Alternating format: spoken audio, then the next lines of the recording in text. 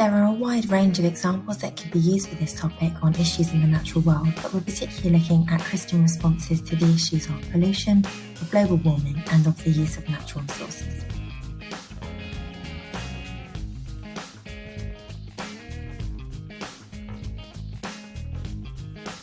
One approach to issues in the natural world could be summarised as the dominion-centred approach based on an interpretation of Genesis 1:28. And this says that because humans have the sanctity of life and no other living thing does, then it's for humans to use the environment and its resources for their own benefit, providing no pain is inflicted. It is worth being aware of the dominion-centred approach as it's a view that has existed throughout history. However, widely today it's been rejected in favour of the steward-centred approach, which says that humans have a duty to protect the earth that God has created, and it's precious because it's part of God's creation, so it should be valued and used responsibly. The Christian Declaration on Nature, published in 1986, reinforces this move within the Church to focus on the steward-centred approach and reject dominion.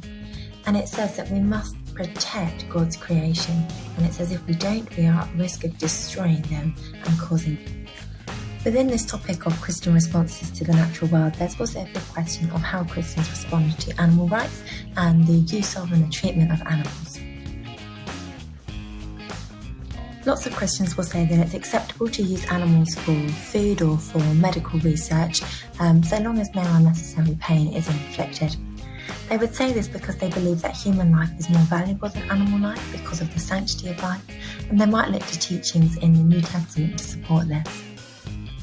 A passage that's often referenced for this topic is found in Acts 10, where the Apostle Peter has a vision of a sheet with lots of different animals on it, and he hears the voice of God saying, "Do not call anything impure that God has made clean." And while in part this is about treating people equally, Christians also use it to show that it's okay to eat different animals.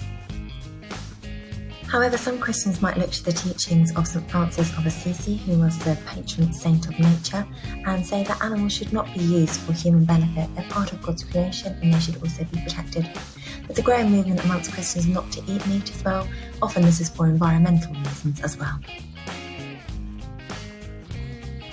Some non-religious attitudes to animal rights and the use of animals then, you might refer to utilitarianism and that principle of the greatest good for the greatest number, and say that actually for humans the benefit of using animals can outweigh the cost. It could also be interpreted the other way round, however. Situation ethics would ask you to consider the most loving thing to do in a given situation. So one interpretation of this might be to say that to use animals for medical research in order to save human life could be allowed, but perhaps to use animals just for food is not so justified. Remember that with all these issues there are huge ranging views and different interpretations of each of these. However, one which is very clear is Peter Singer, who's a philosopher, who comes up with this idea of speciesism, where he says it's wrong to discriminate between animals and humans. They should all be treated exactly the same, and therefore eating and using animals is wrong. So a quick overview. Number one, what is stewardship? Secondly, how would a stewardship approach differ from the dominion approach to issues in the natural world? Thirdly, what different Christian views are there about the use of animals for human benefit? And fourthly, what might a utilitarian approach be to the use of animals in medical research?